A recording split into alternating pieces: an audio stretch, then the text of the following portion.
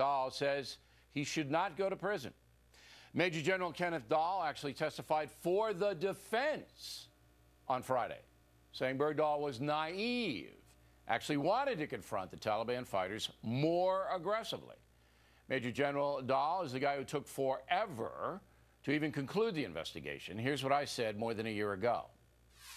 I don't believe that anything's going to happen to Sergeant Bergdahl. I think the fix is in. I don't think that Chuck Hagel, Defense Secretary, is going to do it, or the Pentagon's going to do anything. They want him out. They're going to just get, and you'll see it very quietly, they'll get him out. That's what's going to happen. Joining us now from Boston, Colonel David Hunt, Fox News military analyst, with some new information about some tape recordings Bergdahl made. What's the headline, Colonel? Yeah, June 30th, 2009, Bergdahl deserts his post in southeast Afghanistan. July 1st and 2nd, in a standard briefing to the commander of his unit at 4th Brigade of the 25th Infantry Division, we have tapes of Taliban talking on Bergdahl's phone, saying that Bergdahl wanted to join them. And we have the Taliban on their own phones talking about Bergdahl trying to join them. This information was known from July 2nd on, and we still traded him for 5 terrorists, had a White House ceremony, and now we've taken 2 years since he's come back to do something which takes 90 days. The government has not yet, and it doesn't sound like it's going to, even use these tapes against Sergeant Bergdahl. It's inexplicable. Okay, now how did the government get the tapes? Statement, and it doesn't make sense. None of this makes any sense about on Bergdahl. How did the government, the military, get the tapes?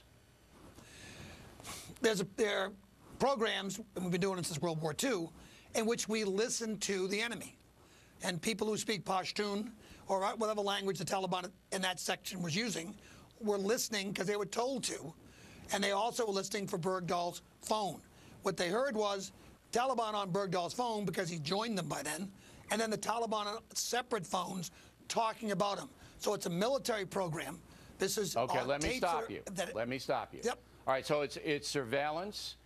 They have 2 set of tapes. One on Bergdahl's own phone. All right. Where some Taliban are talking. They took the phone from him, I guess. And then on another phone used by the Taliban. And once again, the tapes say that Bergdahl deserted and wanted to join the Taliban. Is that correct? Yes. And the tapes are available. The government's not using them. And by the way, there were 30 people in this briefing. And you got to know that Dahl, the Major General, he knows about the tapes, but he's still going out there peddling the thing that Bergdahl really wasn't a deserter at that level. Is that correct?